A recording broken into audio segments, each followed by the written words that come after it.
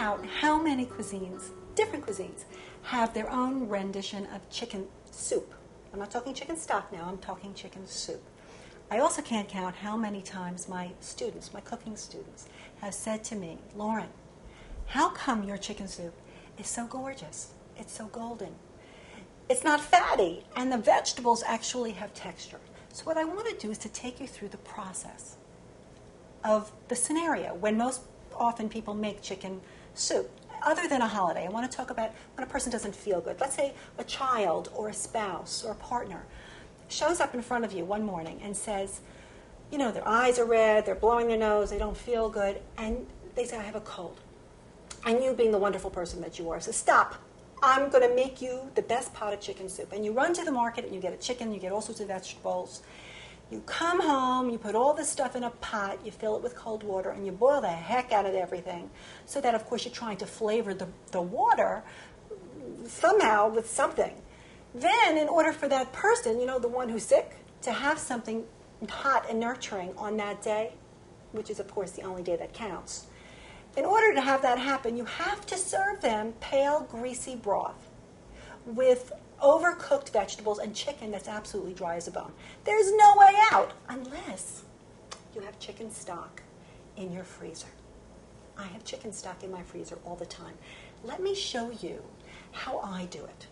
Same scenario. My child, my husband comes to me, I don't feel good. I say, wait, don't move. I'm going to make you the best pot of chicken soup. I don't have to get in my car. I go to my freezer and I pull out a couple of tubs of chicken stock. And I put them in a pot and I bring them to a boil. It's to a boil.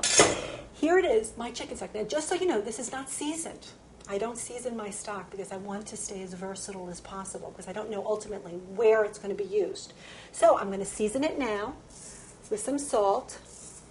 Now, while my stock is actually coming to a boil, that's when I would go to my vegetable drawer. I always keep leeks and carrots and celery. Sometimes I have parsnips in the house. All of that works for chicken soup. And what I'm doing here is I'm sautéing them. Now, you don't have to do that. You can have a completely fat-free chicken soup if you want. My family happens to like it with, sautéed vegetables, and this is custom-made soup. That's the whole point of home cooking. So here I have my soup is coming up to a boil. I have my vegetables. Right here is leeks, celery, and carrots, and mushrooms. And I've softened everything. And I'm just going to add this to the stock.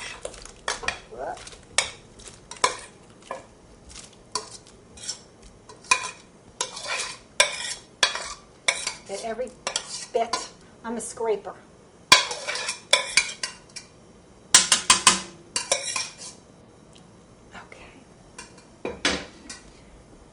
Just stir that in. Now what I'm doing here is just, my stock now is perfect. It's got no fat in it. My vegetables are now going to go in and they're going to cook until they're perfectly tender. It takes about 10 minutes. And then at that point, I have perfect vegetable soup to serve anybody who doesn't feel well. Let me just tell you how to alter this for a second. If let's say you wanted a barley soup with vegetables, before I added my vegetables to the stock, I would add pearl barley to the plain stock. And I would bring it to a boil, and I would turn it to a simmer and cover the pot, and I would cook it, the barley, for 20 minutes. At that point, then I would add my vegetables, just like I just did, and I would simmer it for 10 more minutes. So then I'll have perfectly cooked barley, perfectly cooked vegetables, and perfectly flavored, defatted chicken stock. Perfect barley vegetable soup. If I want to do rice instead of barley, instead of 20 minutes cooking the rice, you'd cook it 10 minutes before adding your vegetables. And so that your rice will cook for 10 minutes, then it will cook for 10 minutes more with your vegetables. So at the end of 20 minutes, you have perfectly cooked rice vegetable soup. So now I'm going to let this simmer for about 10 minutes. Now let me talk about what if you want, let's say, poached chicken in your chicken soup, which is actually really delicious. And it's strategic on my part. I love that my family likes it that way. Let me show you what I mean. I would not put fresh chicken, raw chicken, into my pot of simmering chicken soup because I don't want the chicken fat in it. that's the whole point of defatting your chicken stock in the first place. You get that fat out. And then if you want to add, like I had butter on my sauteed vegetables, I like it that way. I'd rather taste butter than pure chicken fat in my soup. So what I did was I poached my chicken separately, very similarly as when making stock. I took chicken, I put it in a pot, a small pot here. This is a chicken that was cut in half with leeks and carrots and onions and celery and parsley, a little thyme, whole black peppercorns. I brought it to a boil, turned it to a simmer, and I cooked the chicken for about 25 minutes. Then I let it cool in the broth. Let me show you what it looks like. Very, very succulent this way. I call this chicken in the pot. This is all that parsley that's all over this.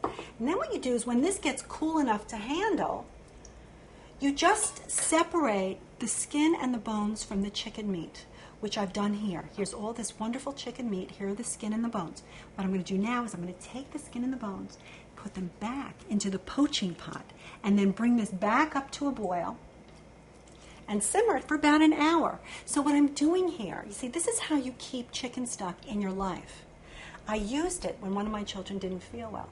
So I took away, I depleted part of my supply. So this way, I'm going to, after this comes to a boil and simmers, I'm going to let it cool. I'm going to strain out the solids. I'm going to throw the solids away.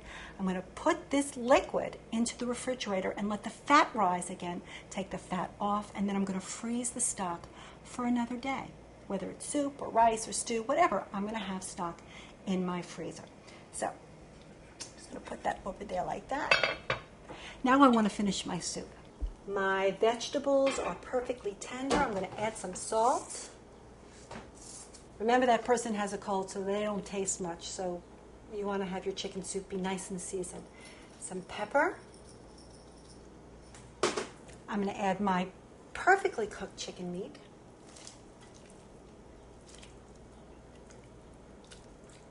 Enough. I'm going to add some diced, peeled, and seeded tomato.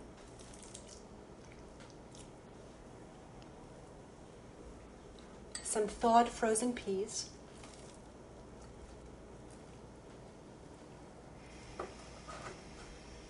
And here's some spinach. This is cleaned and dried spinach. All you do is to just drop in some, and it wilts in a few seconds.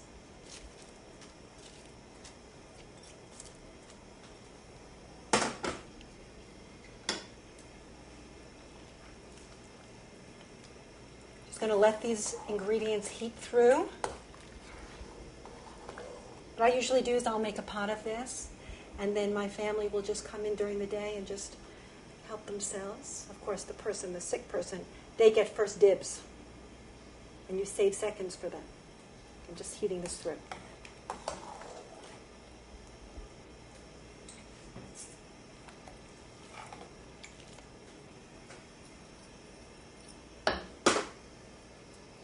You can even add a couple of hot pepper flakes to this, little hot sauce. Just bringing it up to a simmer.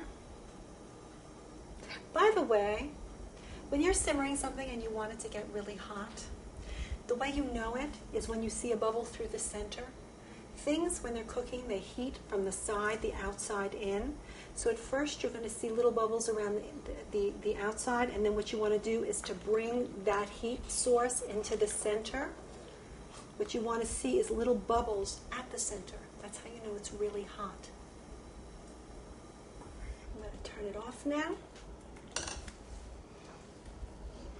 And I'm going to serve it up.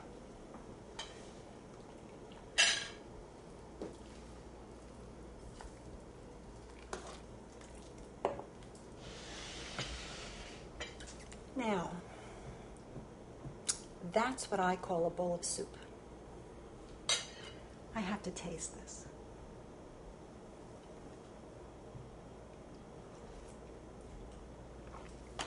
Wow. Delicious. To your health.